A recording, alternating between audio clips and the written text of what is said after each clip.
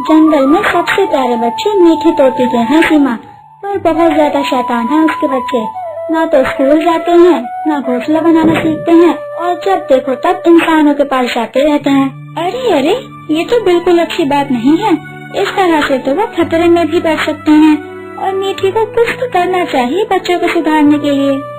बात तो तुमने सही कही, पर बच्चों को पालना उतना भी आसान नहीं जितनी आसानी से तुमने कह दिया।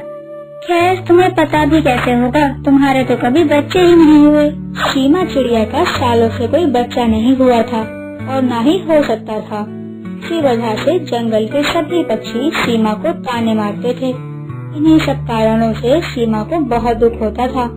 सोनू जी, हमारा कोई बच्चा क्यों नहीं है? ये जंगल के सभी पक्षी मेरा मजाक बनाते हैं, बातों के बीच मुझे ताने मार देते हैं। छोड़ो भी सीमा, तुम इन सब पक्षियों की बातों में मत आओ, क्योंकि हमें सारा जीवन ऐसे ही जीना है। तो तुम इनकी बातों को नजरअंदाज करना सीख लो। हम दोनों एक साथ बहुत खुश रहेंगे।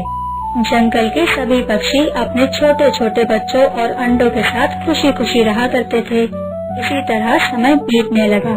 जंगल के सभी पक्षी भली भांति अपनी गुजर बसर करते थे।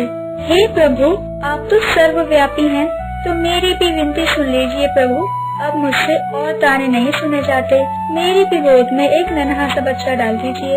एक दिन सीमा जंगल से अनाज लेकर आ रही थी, तभी अचानक से वो बेहोश होकर जमीन पर गिर जाती है। जंगल के सभी पक्षी सीमा को उठाकर उसके घर ले आते हैं।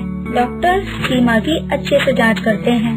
अरे सोनू, घबराने की कोई बात नहीं है, बल्कि तुम्हें तो खुश होना चाहिए, क्योंकि अब तुम्हारे घर में भी नन्हा सा बच्चा आएगा। तो क्या कहा डॉक्टर आपने? मेरा भी बच्चा होगा? ये बात सुनकर सोनू की खुशी का तो ठिकाना नहीं था, और सभी पक्षी तो हैरान हो गए थे, क्योंकि किसी को इस बात पर यकीन ही नहीं हो रहा था। कुछ देर बाद सीमा को होश आ जाता है, और सोनू ये खुशखबरी सीमा को बता देता है। आप सच कह रही हैं सोनू जी, मुझे तो यकीन नहीं हो रहा कि मैं जिस चीज के लिए दिन रात तड़पती थी वो मुझे मिल गई है। इस खबर की वजह से जंगल के पक्षियों में हलचल हो जाती है। अरे सुना तुम सबने, सीमा के भी अंडा होने वाला है। चलो अच्छा हुआ, बेचारी बहुत परेशान भी रहती थी, और माँ बनने का एहसास तो हर चिड़िया के लिए खास होता है। अरे रानो, इतने सालों तक तो कुछ हुआ नहीं, सोचो कुछ तो कर्म खराब होंगे उसके, और देखते हैं इस बच्चे को भी पाल पाएगी या नहीं। कुछ दिनों बाद सीमा के नन्हे अंडे में से प्यारा छोटा सा बच्चा निकलता है, जिसे देखकर सीमा को दुनिया की सारी खुशी मिल जाती है। मिष्टी चिड़िया ये सब कुछ बाहर से देख लेती है। पता नहीं क्यों, पर ये सब कुछ मुझे तो बिल्कुल अच्छा नहीं लग रहा, और मैं इस बच्चे को पलने तो नहीं दूंगी। मुझे कुछ तो करना होगा। मिष्टी जंगल के शिकारी चील के पास जाती है। अरे वाह, आज शिकार खुद चलकर मेरे पास आया है। आज तो दावत होगी मेरी। अरे अरे चील, मैं तो तुम्हारे लिए मीठी और मुलायम मांस का बंदोबस्त करके आई थी, और तुम उस बुढ़ी को ही खाने की सोच रहे हो।